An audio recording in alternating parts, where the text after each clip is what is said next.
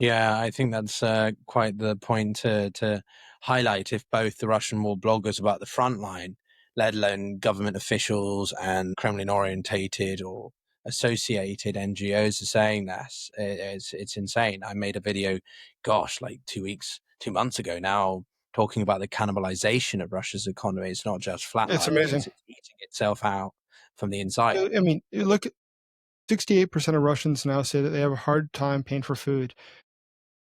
All right, 76% say that. 64% say that they buy food depending on if there's coupons or discounts that week for it, and that's how they determine what they buy. The overall situation for the average Russian is bad.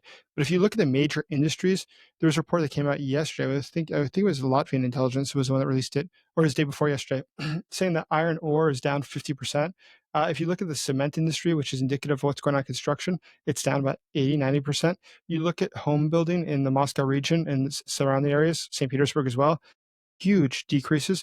In fact, look at the Russian national railways. Russia has 11 time zones. Russian Railways has currently has total corporate debt of about $53 billion.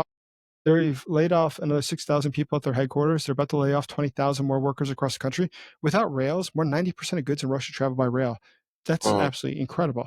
Look what's happening with something like Sovcomflot, which is the government shipping by ship, transiting by ship. It's in a dire financial straits. I mean, the situation is really bad. And I think that what's funny to me is that all this data is public. This is not my opinion. I read the Russian news, anyone can.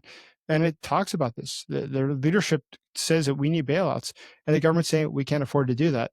And if you're not able to bail out things like our railways, a country that's 11 time zones, that's serious. Or consider this. Look at the attacks at Ust-Luga up in the north and Primorsk. That's the export facilities for oil and gas. That's where about 40% of Russia's total exports of oil go through. When those get struck by Ukraine, the secondary consequence of that, which a lot of people don't appreciate, is that it's not just a port. The pipelines are structured in Russia, built in the Soviet period, that they go from Siberia to those ports. It's not like there's other ports available. They can't just say, well, we're going to now send it over to the east part of the country. They don't have pipelines going there. They go to specific facilities where they put the barrels and they load them on. There's a way that this works. They can't just up and change everything. What is going on within Russia is that there's a systemic and I would say structural shift in what's occurring. And that is where you get to regimes becoming very destabilized quickly. But how do you see it? Well, I would say simply that I'm not as informed on it as you are because I've been enveloped by the war in Iran and U.S. foreign policy. Um, Simply put, I look the with the windfalls that have been coming from the Iranian oil shifts and Russia's ability to export more again. This is not enough to reverse the structural collapse or the structural fragility is a better word that the Russian economy is facing.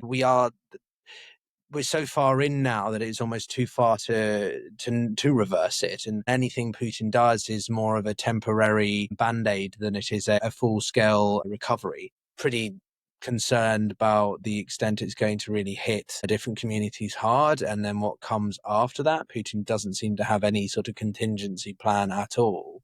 And it's always just about trying to put on the saving face that everything's fine when it just isn't. It really just isn't. And I do wonder what happens the day after tomorrow, because we could talk about X, Y, and Z, but Putin doesn't have a day after tomorrow. That's pretty clear, I think.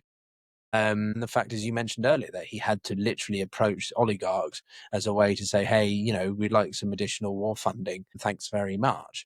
So I think, again, bottom line, regardless of what is happening on the battlefield, whether Russia's taken a little bit more of a territory or Ukraine is struggling because of manpower shortages or concern about funding, ultimately the biggest determinant in this is the Russian economy.